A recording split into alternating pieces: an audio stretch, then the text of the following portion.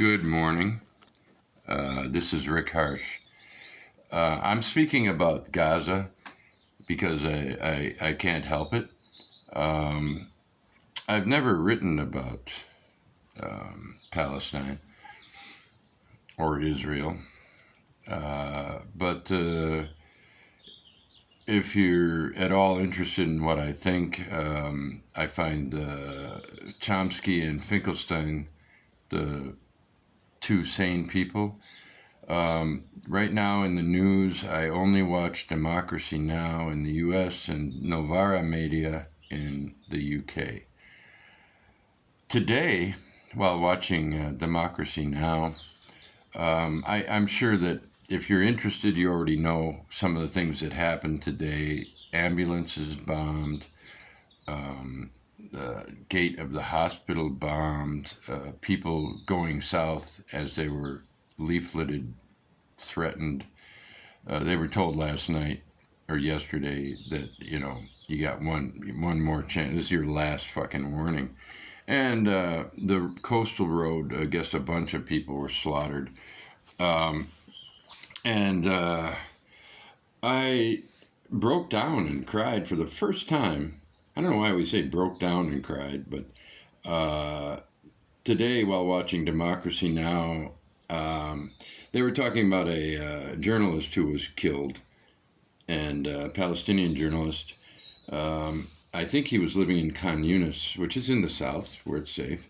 And he was killed along with 11 family members because, it's important to send a message about, the right to, or lack thereof, to fight oppression. And then they showed his good friend who cried. And before he cried, he took off all of his press paraphernalia, including his helmet and, the vest that says press. And then he just cried. And the woman, it was a clip, I think, from Al Jazeera, but I'm not sure.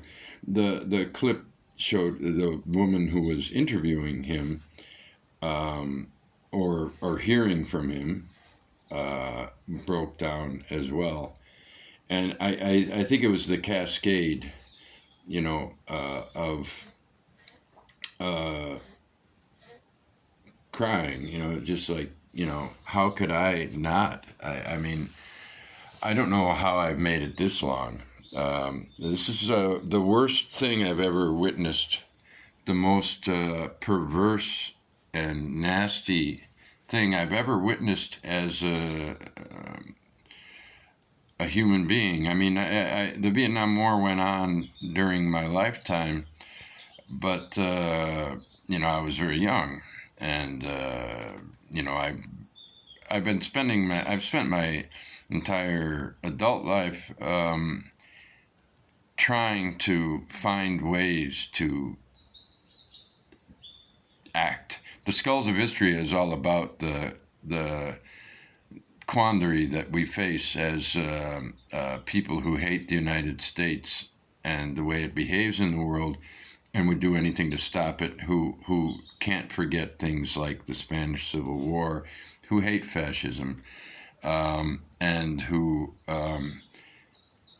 of course, hate violence, and yet, I don't know. We hate colonialism. I hate colonialism. I think the British owe India billions of dollars, if not their lives. If everybody in England sold all their possessions and gave them to India and started over, it might be a fair trade. I don't know.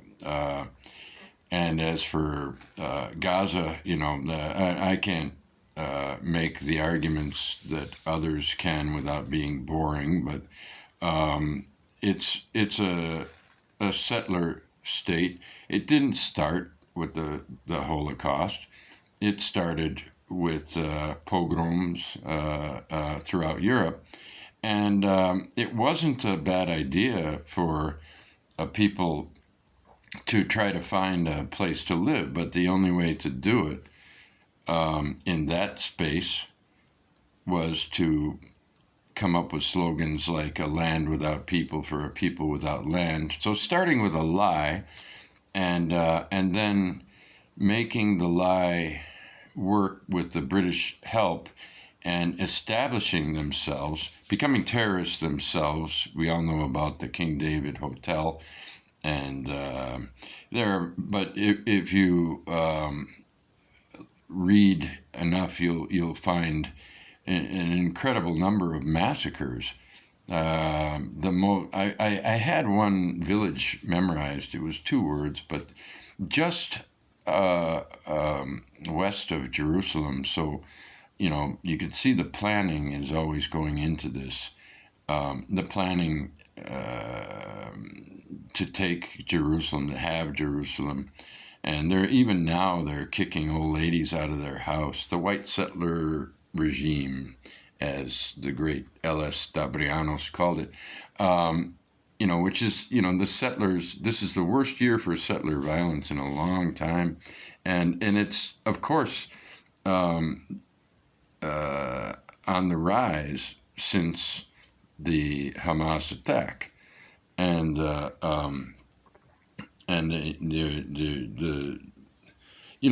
perversity of the violence has just gotten me. It's just the most. I don't like the words good and evil, but it's the worst human behavior I've ever seen, and then the U.S. complicity. It's so fucking ugly that, while I was crying, I had my old urge to do something. And, I had no control over my mind at that moment. I thought, I should burn myself alive. That was what went through my head. I mean, I talked about books and I write what I write, and I am just appalled and closer to death myself. Maybe that has something to do with it. Like, I don't know how many more books I can write that do nothing for the world.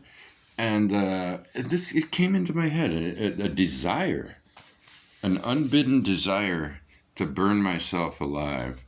And I couldn't stop thinking about it. As the show went on and moved away from Gaza, I couldn't get this out of my mind. And the desire. And I started thinking about it. And I was thinking about that Buddhist in 1963 in Saigon.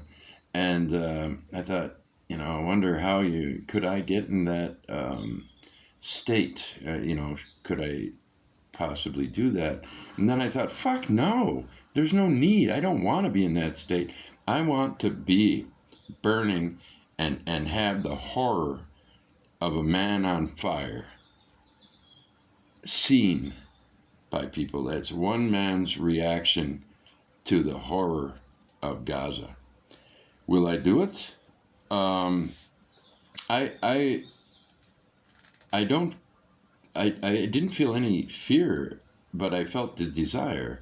And I said to my wife, I explained it to her, and I said, I guess all I can say to you is I promise I'll talk to you before I do it, if that happens. So this thing is only a few hours old. I don't think I'll do it. I mean, because just generally people can't bring themselves to set themselves on fire.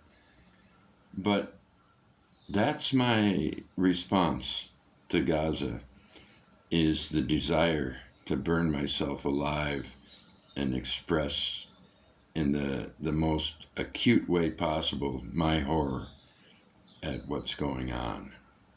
And I know this is, your book people, and this is boring shit. I don't know, maybe it's not boring shit. I have no idea. It's not talked about a lot on Instagram, probably because nobody wants arguments, I would guess. But yeah, uh, that's uh, I think the most sane thing I could do, and that's a scary thought. Although I'm not afraid of, I think I would be afraid when I was on, covered with inflammatory juice and with the lighter in my hand. I think I would feel fear. But I think that it would be, in terms of human life, it would be meaningless. One more dead person. Who the fuck cares? But I think that, a gesture is required, and I think that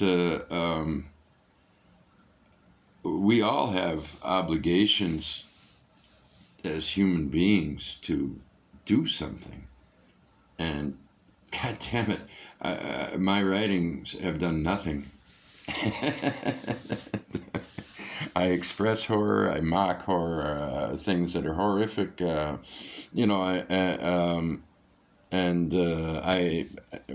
express my opposition to the U.S. in every way possible, and nothing works. Now I've something came to me that might work, so I don't think I'll do it, just because people don't do it, and but the thought is implanted, and I'm actually going to research it. That I'll do it for sure. Tomorrow, I'll do look up, see what Google has to say about the best way to set yourself on fire. At Until then, and if then, but until the next time, I just want to express my prefatory horror, I guess you could call it, prefatory horror. I would say take care, but don't take care. Suffer. Go without water for a day, and just what think about what it's like for a lucky Palestinian child who's addicted to games, and and no longer has a cell phone, who survived a bombing, but his cell phone didn't, and just think about all the things with kids, you know, and the trauma that will, that I'm sure people are talking about the trauma that is being visited upon children, but I don't think there's anything sufficient for any of us to do, and that insufficiency and the need for something is it's becoming intolerable for me.